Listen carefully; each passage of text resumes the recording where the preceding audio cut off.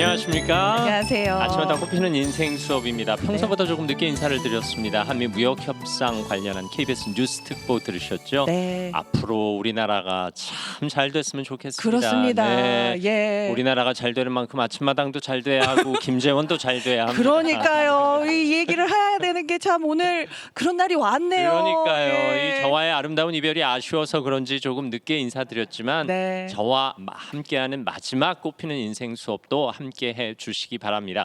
1995년 2월에 KBS 입사한 이후로 30년이 훌쩍 지났고요. 1997년 4월 5일에 아침마당 토요 이벤트로 인사를 드린 이후에 28년이 또 훌쩍 와. 지났습니다.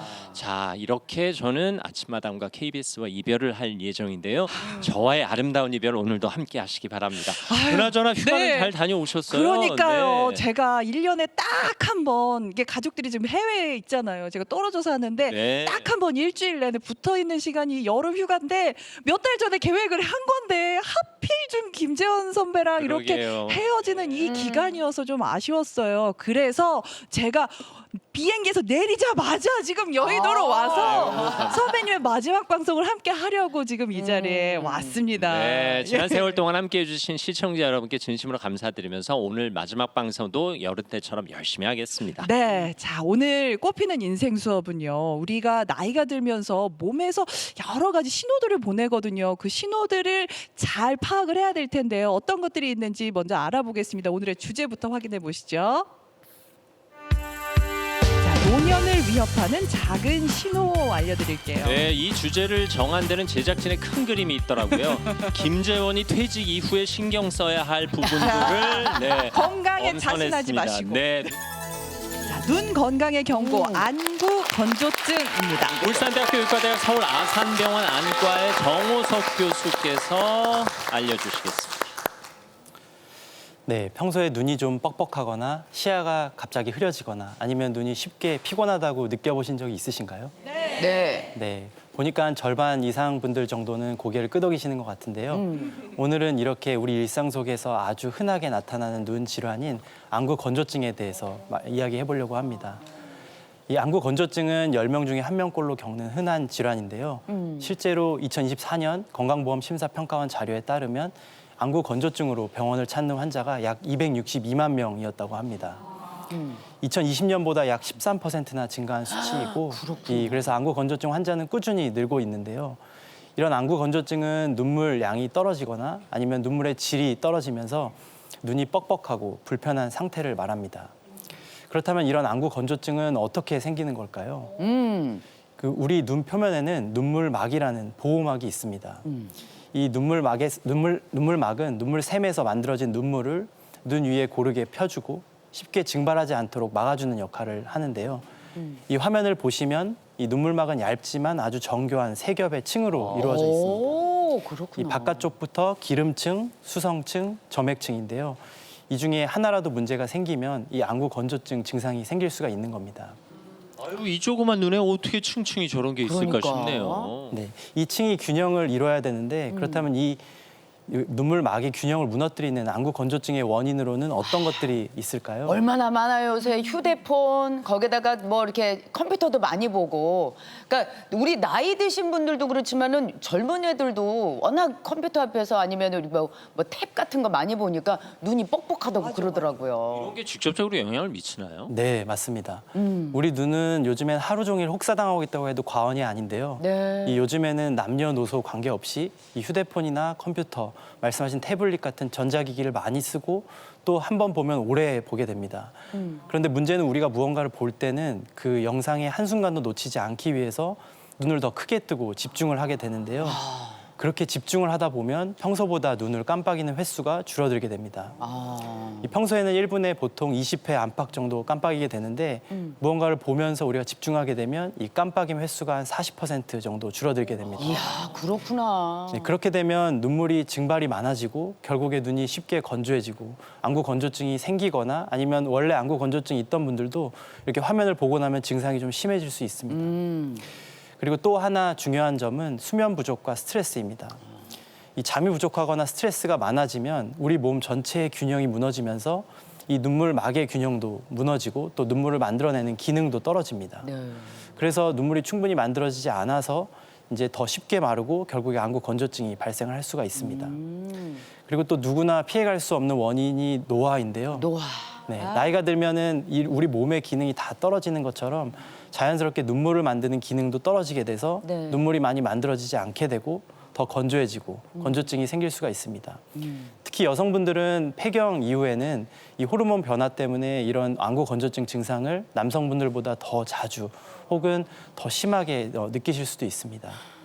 이 외에도 콘택트 렌즈를 오래 착용하는 것도 이 눈물막 균형을 무너뜨리는 데 영향을 주고 또 류마티스 관절염이나 피부 건선처럼 내 몸을 스스로 공격하는 자가 면역 질환이 있는 분들은 이 눈물을 만드는 기능에도 영향을 줘서 안구 건조증이 생길 수도 있습니다. 다른 부위의 질병도 눈에 영향을 미치는군요. 네. 아 근데 요즘 같이 이렇게 습한 여름철에는 잘 안 생기지 않을까요? 건조하면 봄, 가을에 더 많이 생길 것 같은데. 네, 보통 이제 봄과 겨울처럼 공기가 건조한 계절에 안구 건조증이 많이 생긴다고들 아마 알고 계실 겁니다. 네, 네. 그런데 의외로 요즘처럼 아주 덥고 습한 여름철에도 안구 건조증으로 병원에 찾아오시는 분들이 있는데 왜요? 이 여름에는 이렇게 비도 자주 오고 이제 공기도 굉장히 습한데 왜 우리 눈만 이렇게 건조해지는 걸까요? 왜 그럴까? 이 바로 에어컨이나 선풍기와 같은 냉방기기를 많이 사용하기 때문입니다. 아, 그렇구나. 우리 여름이 지금 굉장히 덥잖아요. 네. 그래서 실외보다는 실내에 주로 있게 되고 또 실내에서도 거의 하루 종일 에어컨이나 선풍기와 같은 냉방기구를 씁니다. 근데 여기서 이제 나오는 바람이 문제가 되는데 이 환기를 하지 않고 냉방기구를 계속 쓰다 보면 실내는 건조해지고 아까 보여드렸던 것처럼 이 눈물막은 굉장히 얇고 예민하기 때문에 우리 눈이 가장 먼저 건조해집니다. 특히 뭐 에어컨 선풍기 바람이 눈에 직접적으로 닿게 되면 네. 순식간에 우리 눈의 눈물을 다 말려버리기 때문에 그래요? 네, 급격하게 안구 건조증 증상이 생길 수도 있습니다. 네. 하기야 뭐 선풍기로 머리도 말리는데 눈동자에 있는 눈물이야 그거 금방 말라버리죠. 그런데 그럼 눈이 뻑뻑하거나 뭐 이렇게 좀 이렇게 잘 이렇게 안 감긴다. 이것만 안구 건조증인지 다른 증상도 있는 건지 궁금해요. 네, 제 외래에 이제 안구 건조증으로 찾아오는 환자분들의 증상을 들어보면 네. 눈이 뻑뻑하다, 아니면 모래가 낀 것 같다, 아니면 눈이 시리다라고 표현을 많이 하십니다. 네. 또 어떤 분들은 마치 눈에 티끌이 들어가 있는 것처럼 계속 느껴진다고 말씀하시는 분들도 있는데 이거는 눈물이 부족해지면서 눈 표면이 거칠어지고 그로 인해서 이 보호막이 망가지면서 이물감이 느껴지기 시작하는 겁니다. 또 이제 다른 분들은 침침하다고 느끼는 분들도 있는데 이 안구 건조증으로 눈물막이 불안정해지면 이 시야가 조금 뿌얘질 수 있는데요. 이 흐릿한 시야 때문에 눈은 계속 초점을 맞추기 위해서 노력을 하게 되고 그렇게 되면 눈 근육이 긴장해서 쉽게 피곤해집니다. 또 눈이 침침하고 뿌옇게 보이기 때문에 환자분들은 난시가 생긴 것 같다 혹은 안경 도수가 계속 달라지는 것 같다고 말씀하시기도 합니다.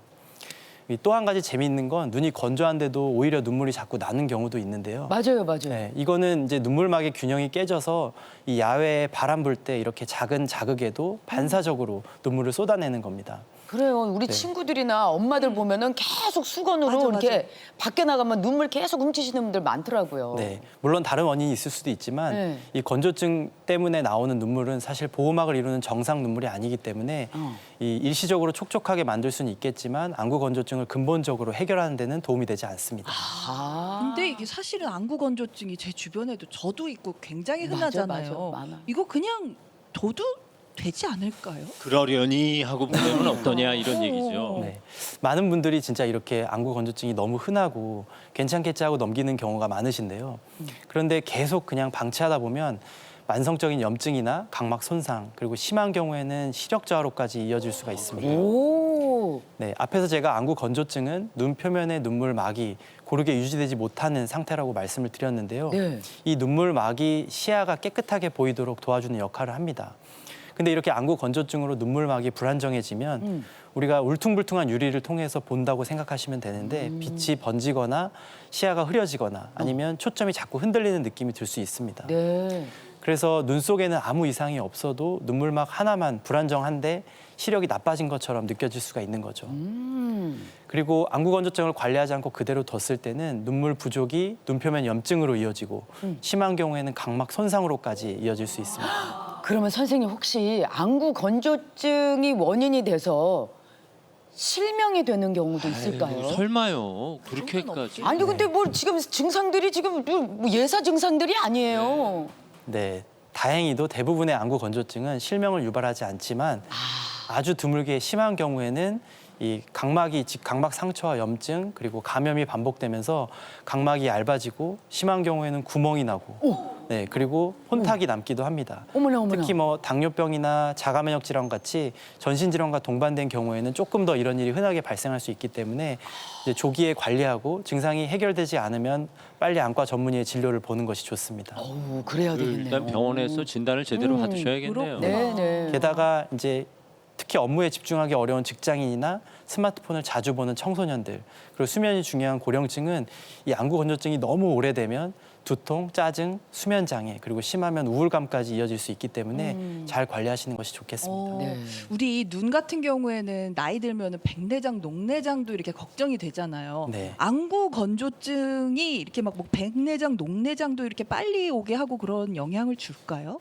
네, 다행히 또 이것도 안구 건조증이 백내장, 녹내장을 생기게 하지는 않습니다. 아. 하지만 문제는 이제 백내장, 녹내장이 생겼을 때 이 안구 건조증이 치료 과정에 있어서 큰 방해 요인이 된다는 점인데요. 방해 요인. 네, 요즘에는 백내장 수술은 되게 보편화되어 있기 때문에 노년기에는 누구나 겪는 자연스러운 변화라고 생각하시죠. 네. 하지만 백내장 수술 전에 반드시 안구 건조증이 있는지를 확인하는 것이 좋습니다. 아.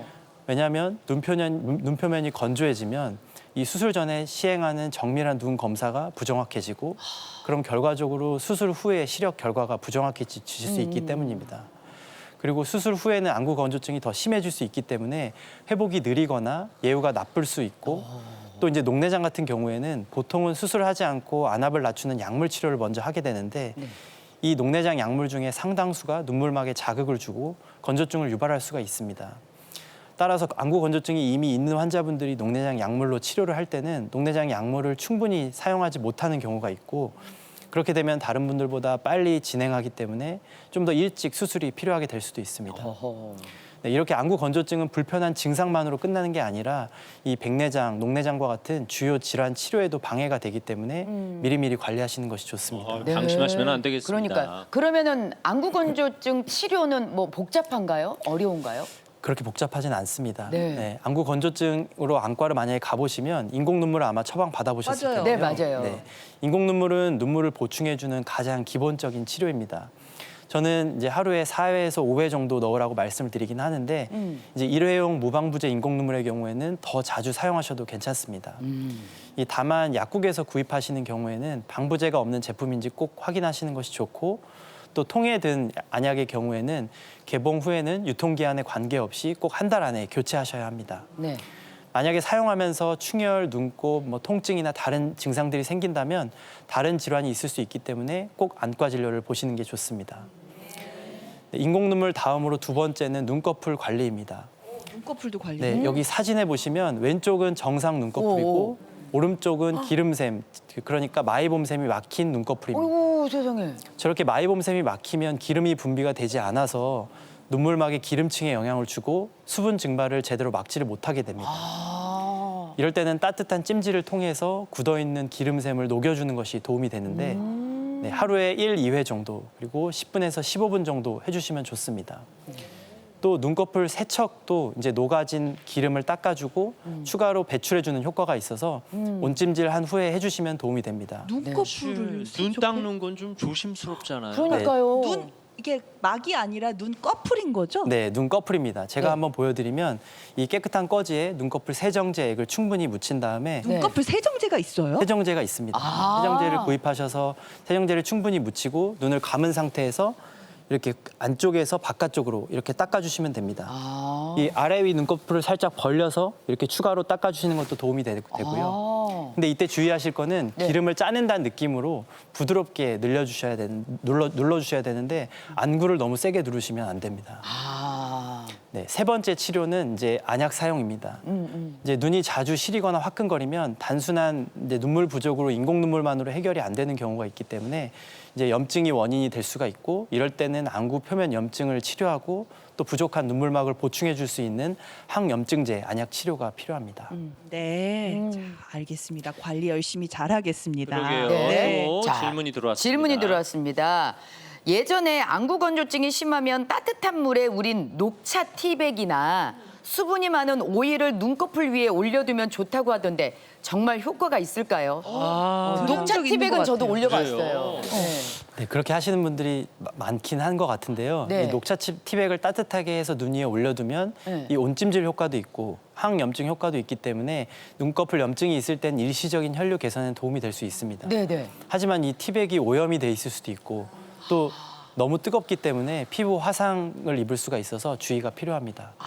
이거. 그리고 오이팩은 사실 차갑고 촉촉한 느낌이 있어서 눈 주변 피부에 진정 효과는 있습니다. 네. 하지만 눈꺼풀이나 눈물막에 직접적인 도움이 되지는 않고요. 오히려 오이 표면에 있는 농약이나 세균 같은 것들이 눈을 오염시킬 가능성도 있어서 저희가 권장드리진 않습니다. 이런 방법보다는 온찜질 전용 안대나 따뜻한 수건이 적정 온도를 유지하고 눈꺼풀 기름샘의 기능을 개선하는 데 효과적이기 때문에 이런 방법을 이용하시기를 추천을 드립니다. 그러니까 예. 딱 들어서 이상한 건 안 하는 게 나아. 그래 그럼 그래. 선생님 어. 손을 이렇게 비벼가지고 안 돼요. 손을 이렇게 비벼가지고 아유. 그래서 눈에다 이렇게 되는 거. 손이 얼마나 더러운데요. 예? 사실 온도를 꽤 많이 올려야 되기 때문에 네. 이렇게 비벼서 거의 40도까지 올리실 수 있습니다. 그렇게 하셔도 됩니다. 파리만큼 비비면 안 되나? 파리만큼? 딱 들어서 이상한 건 하지 마세요. 네, 하면 안 눈이 되겠구나. 예민한 부위니까 관리를 잘 하셔야 오래오래 건강하다는 것 또 오늘도 제대로 배웠습니다. 수업 잘 들었습니다, 교수님. 네, 고맙습니다. 감사합니다. 네.